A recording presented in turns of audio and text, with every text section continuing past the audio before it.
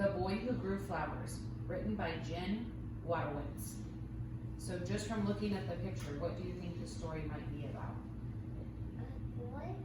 A boy? Anything else? It's called The Boy Who Grew Flowers. He grew flowers and gave a pair of shoes to a girl. Okay. Now can we be done? The Boy Who Grew Flowers. Rink Bowwagon was a boy from the deep country. He lived out past where the blacktop road became a dirt road, and the dirt road petered out into a little footpath. The path wound through the ancient trees of a wild forest, topped Black Bear Creek, headed all the way up Lonesome Mountain, and made a right-hand turn and ran smack into the Bowwagon's door. The Bowwagons were the only folks who lived on Lonesome Mountain. The townspeople argued as to whether it was because they were such strange folk that they lived there, or whether it was because they lived there that they were such strange folk. However, everyone agreed that the Bowwagon clan was a hotbed of strange and exotic talents. Rink's uncle Dud liked to tame rattlesnakes, and his brothers and cousins were all shapeshifters. Do you know what shapeshifters means? What does that mean? Does anyone have an idea? I don't know. So shapeshifters are maybe somebody who's a little different or a little odd. So that's kind of a word that we don't see very often, right? But that's a good guess. Mommy, why are we doing this the second time? But Rink himself had the most special talent of all. During the full moon, he sprouted flowers all over his body. It was a beautiful sight, and they were the prettiest, sweetest smelling, and longest lasting blossoms you ever saw. Some folks might stay homesick in bed if they happened to sprout, but not Rink. Every morning following a full moon, his mama would gently clip the flowers from her boy, and off he would go to school. Now Rink liked school, at least he liked the thinking and reading part, but he was shy and quiet and different from the other children, so the teacher gave him a seat at the back of the room and did not bother him. As for the children, they had all heard stories about Rink's strange relatives, so they stayed at a safe distance from him. Do you think Rink would like to sit in the back of the room like that by himself? You don't know? No, maybe he would. Maybe he doesn't want to be around a lot of people, but he probably would like some of the other kids to be around him. Then Angelina Quiz came along, a girl whose family was in the ballroom dancing business and had just moved from Tuscaloosa. I love you, She Mom. was what some would call a plain girl. She had an easy manner, a luminous smile, and her right leg was shorter than her left by an inch. She always wore a flower behind her right ear. Rink liked her straight away. So when you hear things like, she had an easy manner, a luminous smile, what does that make you think? What kind of person do you think she is? I don't know. A good person, right, a nice person. That could be a bad person. She sounds like she's a good. So did everyone else. Angelina was surrounded by friends. Rink observed her from a distance. She is forthright and honest, yet always kind, he thought. He also admired the flowers she wore behind her ear, a different one every day, and all of them as lovely as she. As for Angelina Quiz, she soon wondered about this quiet boy who sat alone at the back of the class, so she asked the other children about him. His Uncle Dud has a pet rattlesnake called Fat Lucy, and she sleeps on the end of his bed, hissed Buster Shrimp. And his mother uses a bowling ball for a purse, giggled Shirley Schneef. And his granny was raised by wolves, snickered Gertrude Prug.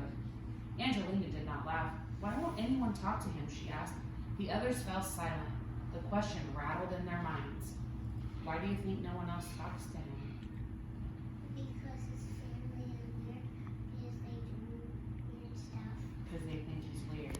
But does it mean we're weird just because we're different? No. Okay.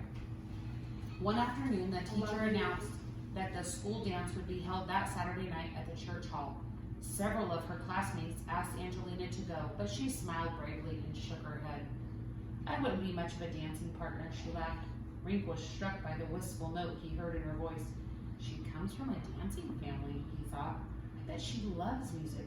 I bet she'd really like to go to that dance. The minute the teacher's back was turned, Rink slipped out the door. No one noticed except Angelina, who glanced back at his empty chair every now and then.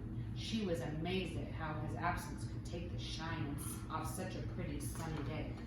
Love you, Mom. When Rink reached his home high on Lonesome Mountain, he went straight to his Uncle Doug's room.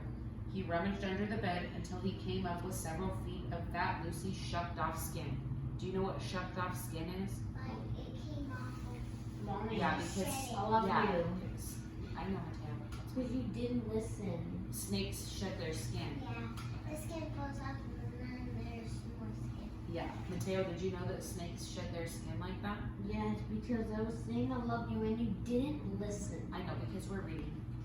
Next, he dug through Mama's bowling bag until he found a needle and a spool of silk thread. Then, in the tumble-down shed-off the kitchen, he turned up an old leather mule saddle. Rink sat down and cleared his mind.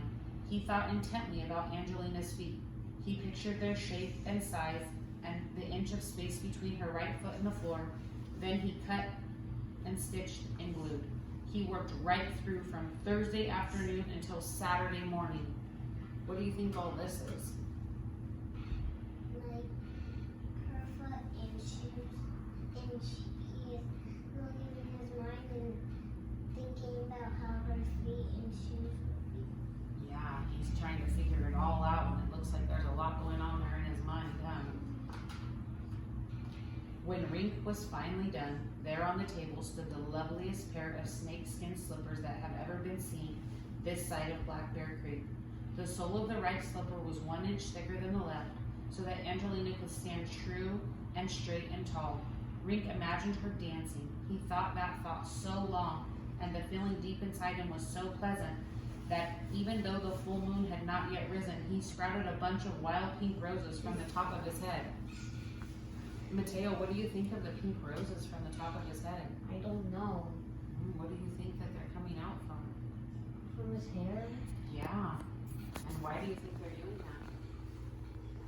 I don't know because I don't know anything. Okay, and Charlie, why do you think he sprouted those roses? Because he likes her. That afternoon, Rink followed the footpath down through the forest, across Black Bear Creek, along the dirt road, onto the blacktop road and up the hill. Halfway up the hill, he opened a small gate and walked up the little path that led right to Angelina's front porch. Angelina was helping her mama sew up a fancy new tango dress. The whole house was quiet, and every little snip of the scissors made a sad little tweak in her heart. She thought about Rink and how she had missed him at school all day Friday. When Angelina heard a knock at the door, her heart flipped. Do you think her heart really flipped? What do you think it means? She was happy Yeah. because she didn't really have to sew. She didn't have to help her mom. She had to go to the door. Yeah. And Taya, do you think that she was happy? Or when it says someone's heart flipped, what could that mean? I don't know. Maybe that she's excited? Maybe. Okay.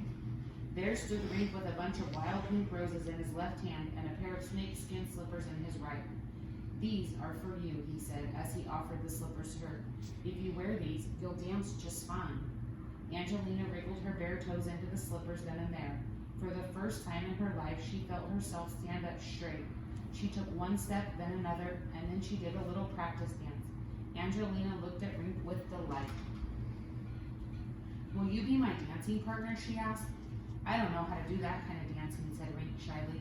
I'll teach you, cried Angelina. I've watched my family so many times. I know all of the steps by heart. She took his hand and they danced together down the path.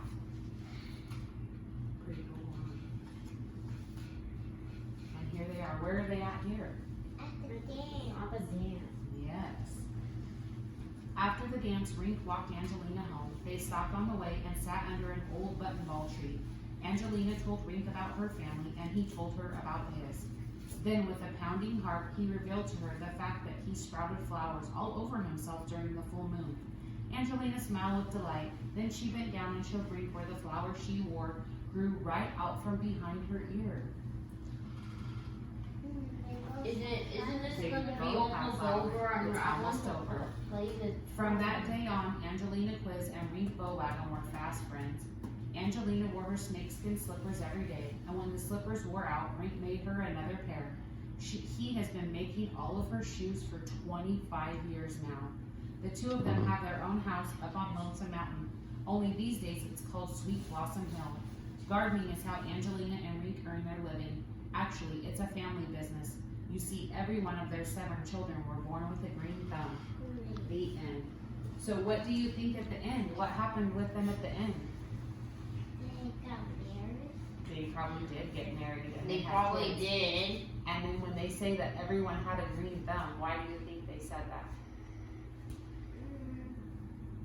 Because he could already grow flowers from his head and she grew it from his ears, so their kids probably sprouted flowers too. From their thumbs. Yeah, because they say green. So when they say a green thumb, it means someone who knows how to grow plants or trees or something like that really well.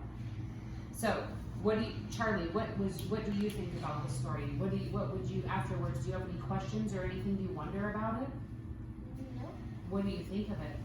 Good. It's a good book. Would you read it again? Yeah. Okay, and what do you think the meaning of the book is? That doesn't matter if people are different. Nice. Teo, what do you think about the book? They were dancing. Yes, and did you like it? It got a little ignored. Okay. Well, but I still liked it, but a little ignored. Okay, good job, you guys.